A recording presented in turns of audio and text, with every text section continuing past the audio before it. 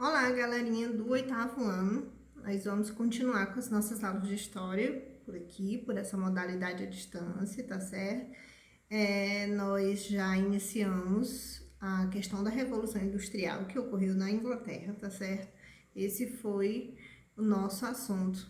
2 aulas já postadas sobre esse assunto. Vocês fizeram essa atividade e aí nós vamos finalizar esse capítulo com uma revisão breve sobre Revolução Industrial, tá certo? Alguns pontos que são importantes destacar ainda desse assunto, e aí eu vou passar uma atividade e a gente fecha o capítulo, ok? Para começar, a gente vai para o conceito de indústria que não estava na outra aula. Afinal de contas, o que é a indústria? A indústria ela surge no século XVIII e a gente já sabe que a pioneira para a Revolução Industrial foi a Inglaterra. Então, um conceito breve para vocês sobre indústria. Indústria é um conjunto de atividades produtivas que se caracterizam pela transformação da matéria-prima com o auxílio da máquina para a fabricação de mercadorias. Então, esse é o princípio da indústria. O conceito de indústria é esse: pegar a matéria-prima, transformar em mercadorias por meio de um processo que, no caso, vai ser preciso a utilização da máquina. Uma questão que sempre é abordada nas questões de vestibulares é o processo para o desenrolar dessa indústria. Como é que se chega até a indústria? Como é o processo desse trabalho? Então, também foi falado na aula passada sobre esses estágios. A princípio, nós tínhamos um trabalho completamente artesanal, em que, inclusive, já foi reforçado aqui que o artesão tinha todo o processo do trabalho nas suas mãos, concentrado nas suas mãos. Então, desde a matéria-prima que ele buscava, que ele trabalhava, toda essa matéria-prima até chegar no produto final, ele fazia parte de todo esse processo. Mas, enfim, quais são os estágios? Vamos relembrar. O artesanato, que foi a forma praticada lá na Idade Média. Depois nós passamos para o que a gente chama de manufatura, que é esse trabalho que ainda é um trabalho artesanal, ainda depende das mãos desse artesão, mas é um trabalho mais organizado. Existiam oficinas, galpões em que esses artesãos faziam esse trabalho, então já havia uma divisão de trabalho. E por fim, a indústria, que tem completamente essa divisão de tarefas e aí traz a máquina.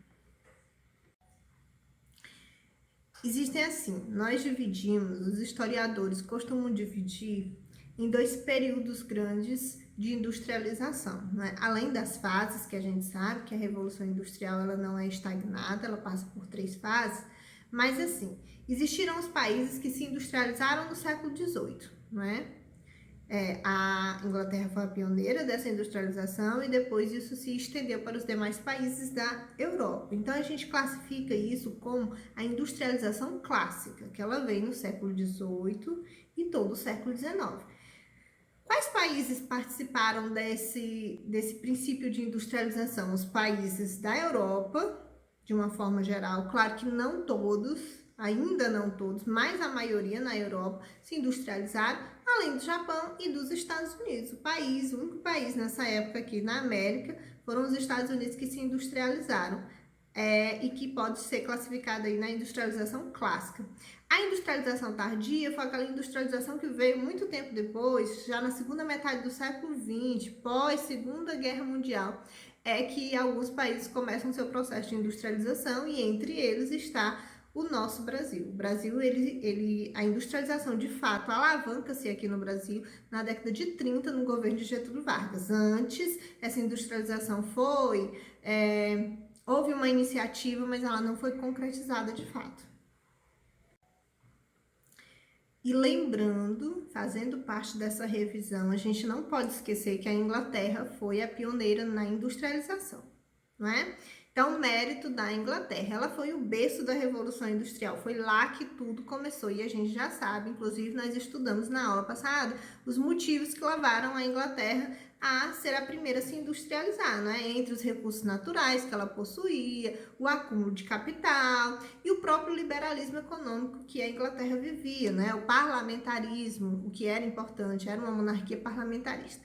Mas, enfim, mérito da Inglaterra, a cidade inglesa que era mais voltada realmente para a produção industrial é Londres, como é destacado aí no slide. E assim, depois da Inglaterra, óbvio que se estendeu para os outros países da Europa, mas só para que vocês saibam, a Inglaterra, como é a primeira a se industrializar no século XVIII, a Inglaterra era naquela época para o mundo, por exemplo, século XIX, qual era a referência econômica que se tinha no século XIX? A Inglaterra, porque foi a primeira a se industrializar e ela começa a dominar o mercado consumidor. Então, é ela que mais exporta. Por quê? Porque exporta os produtos industrializados. Então, assim, o que hoje nós temos como referência econômica, que são os Estados Unidos, no século XIX, século XX, era a Inglaterra, certo? Então, ela perde esse patamar de país econômico, fortemente econômico, ela perde a partir da década de 60, após a Segunda Guerra Mundial, mas já na Primeira Guerra Mundial, os Estados Unidos se elevam, depois da Primeira Guerra Mundial, como potência econômica. Então, já na Primeira Guerra Mundial, ela já é ultrapassada nesse sentido. Mas durante muito tempo, Inglaterra dominou no sentido de potência econômica, porque foi a primeira a se industrializar.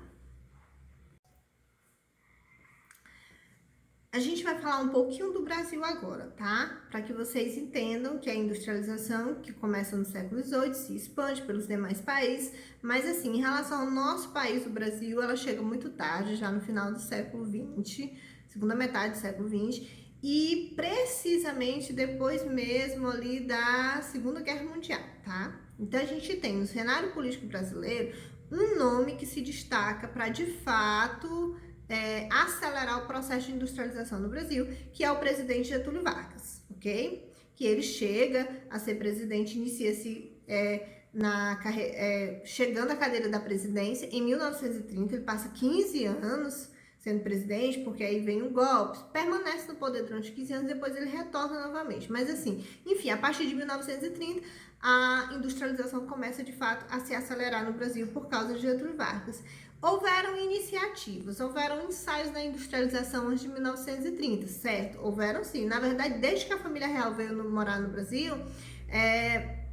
houve-se algumas iniciativas, mas muito podadas, muito tímidas, e essa industrialização nunca aconteceu de fato como deveria acontecer para que se firmasse no Brasil. Então a gente destaca realmente depois da Segunda Guerra Mundial, principalmente com a indústria. O capital aqui que era acumulado era devido à indústria, à exportação do café. Então o Brasil ele tinha muito capital acumulado e esse capital começa a ser investido na indústria, mas graças ainda aos recursos provindos do café. Então a gente tem aí alguns destaques, novamente, a questão das duas guerras, né? Depois dessas duas guerras, de uma forma geral, não só no Brasil, houve sim esse incentivo à industrialização. Os países precisavam de fato acompanhar o que estava acontecendo no mundo em relação à modernidade, e aí eles passaram a ter a necessidade de consumir produtos industrializados, e essa industrialização foi forçada nos países, tá certo? Grande nome, Getúlio Vargas, a partir da década de 30 no Brasil, e também a chegada de imigrantes europeus, não é? Essa maciça chegada dos europeus no Brasil também incentiva a industrialização, porque, afinal de contas, eles vinham da Europa, a industrialização já acontecia na Europa. Então, isso foi importante também para o Brasil. Tiveram algumas consequências negativas no processo de industrialização, nós também já pontuamos isso, tá certo? Então, a questão do meio ambiente, que começa a ser gradativamente poluído a partir do século XVIII, mas a exploração, que foi uma marca da primeira fase da indústria, essa exploração do trabalho humano. Então, mulheres, crianças, como vocês podem ver no slide, mulheres, crianças trabalhavam, não havia salário fixo, não havia condições de trabalho, não havia higiene, a gente nem fala, porque não existia, mas não havia sequer meios para esses trabalhadores trabalharem com segurança, não existiam indenizações, muitos deles eram mutilados aí durante o trabalho, mas as fábricas não o indenizavam, enfim, teve esse caráter negativo também, é preciso que se pontue isso para que não se esqueça disso, tá certo? Só na Inglaterra, professora, que aconteceu essa questão da exploração do trabalho quando a indústria começou? Não, todos os países que iam iniciando a industrialização, essa era a primeira conduta, sempre foi um trabalho um pouco explorador, tá certo? Então, pontuar essa questão da exploração nessa primeira fase da República. Aliás, na primeira fase da indústria. E a gente vai terminar a aula analisando algumas questões que são mais comuns em vestibulares, né, em provas, em até concursos, quando se trata do tema de revolução, tá certo? Tudo que eu falei nesse vídeo de revisão é importante porque geralmente as questões elas tratam disso, tá? Do contexto de uma forma geral, mas desses principais pontos. Então aí nós temos uma questão.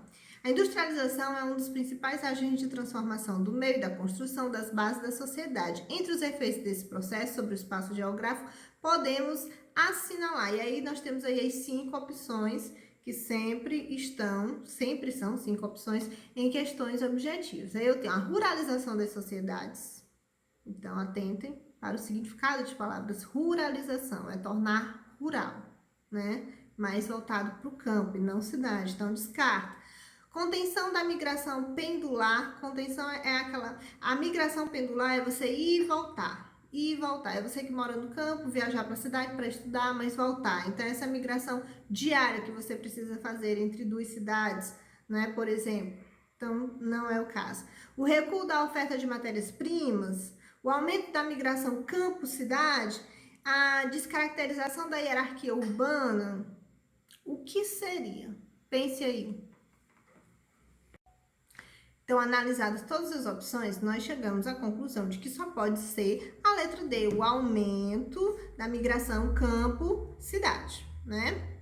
Por quê? Observem a questão, ela fala de um espaço geográfico, uma consequência da industrialização, não é? Na verdade, um dos primeiros passos para que se acontecesse a industrialização. Ela fala, entre outros efeitos, todo esse processo ele diz respeito a um processo geográfico. Então, é essa migração do campo para a cidade. Vocês lembram dos cercamentos que eu falei?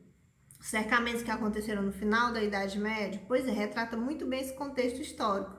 Os antigos senhores feudais cercaram as suas terras e expulsaram os camponeses dessas terras. E esses camponeses migraram para a cidade. Então, chegou na cidade em massa muitas e muitas pessoas. Não é? Tanto que a fábrica vai aí absorver parte dessas pessoas para mão de obra, né? No trabalho nas fábricas. Não tudo, mas absorveu sim grande parte. Então, nós temos aí principalmente a questão da migração do campo para a cidade. Uma das questões muito copiadas sobre Revolução Industrial é essa que vai falar, é uma charge que critica exatamente esse processo de divisão do trabalho das fábricas, né? O sistema fabril, ele traz essa divisão do trabalho.